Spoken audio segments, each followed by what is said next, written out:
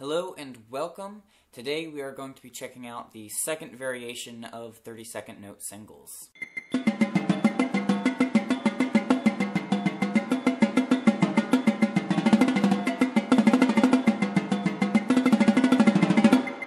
The first thing I want to say about this exercise is that, well, it's a lot of fun. It's definitely on the advanced side of things, but it's nothing that you can't handle as long as you take your time, really work the basics, and start slow. Just like the beginner variation, the first two bars is going to be a check pattern where we isolate the right hand on that 16th check, and then the second two measures we're going to be filling in that check with 32nd notes.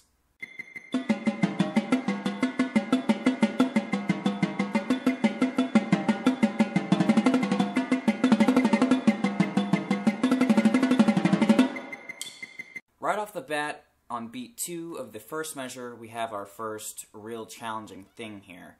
We're going to have the right hand isolation across the drums, from 4 to 2 to 1 to 3. Now the key thing to remember here is your stick motion. You want to make sure that the stick is vertical motion, your hand angle is good, and your wrist angle is good as well. Those, all 3 points need to be maintained as you're playing 4, 2, 1, 3. Remember not to rotate the shoulders here at all either. It's real tempting to, especially if you start too fast. You might want to help your forearm along, to get across, to make that long trip from 4 to 3. But remember to only use the forearm to carry the hand and stick to where they need to be. Use those proper playing zones too.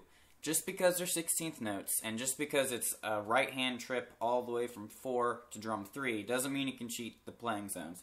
Especially when you go to add in those 32nd notes. So moving on to beat 4 of the first measure, again it's a right hand check pattern across 2 drums this time, but still the same main points apply. Bar 2 of this exercise, in my opinion, is probably the most challenging one. The last 2 beats, it's all on the right hand, and we have a little bit of a weird pattern here. We have the right hand going 1, 1, 2, 1, 1, 2, 4, 2, and then back to 1 for the downbeat of measure 3. Now, it's an awkward pattern, but if you look at the last bar, the last 2 counts of the entire exercise, that's exactly what the hand motion is for those 32nd notes.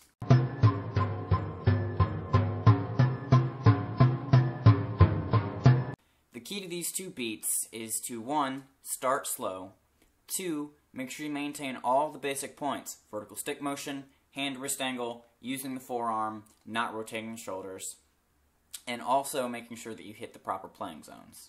One really big question that might come up for this part is the crossover on drum 4. Is it a crossover or is it not? Now on the sheet music I did not notate it as a crossover because you don't have to play it as a crossover. You can, or you can choose not to. It all depends on what you're wanting to work on at the time. Now when I filmed the demonstrations, I figured, why not throw in a crossover? We're working on some advanced stuff, might as well throw in a little extra something in there. So again, crossover or no crossover, it's your choice. I recommend trying both out. Throw in the crossover, and then next time, move the left hand over to get that drum 4 part, because when you're playing the 32nd notes, it's not going to be a crossover, it's going to be, all on drum 4. So play around with both of them, and just be prepared for anything, really. On the third bar, when we add in the left hand to fill the 16th check patterns to make the 32nd note, or the single stroke roll part, it is imperative, and you're going to hear, I've been saying it, you're going to hear me say it a lot, it's imperative that you keep the shoulders square with the drums, because it's going to help you maintain all the checkpoints we've been talking about, and to really hit those zones nice with both hands.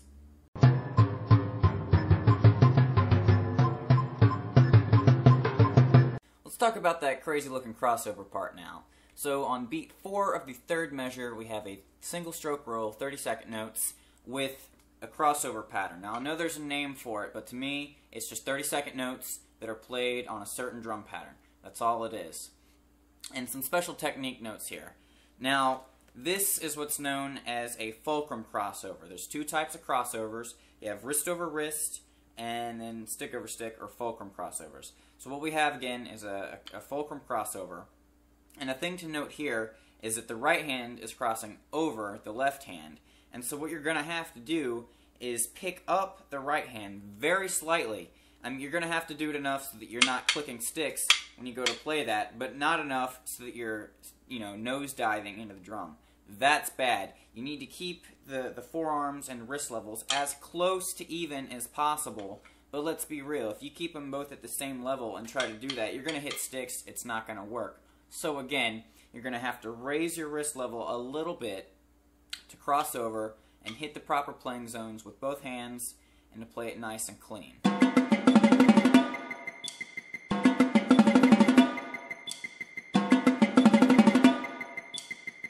And finally, we have made it to the very last measure of the exercise, and we still have yet one beast to tackle before we finish. We have the crazy 30-second single-stroke roll-looking pattern at the end. Now, it's actually not as bad as it seems. Again, if you practice the right-hand check pattern, filling in the left should be no problem. Actually, it might even make it a little easier, with the threes and all.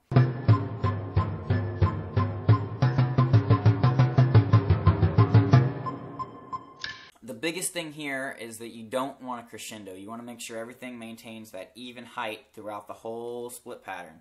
So as you're working your way up to the downbeat of bar 5, you don't want to be crescendoing or accenting or anything. You want to keep things nice and even.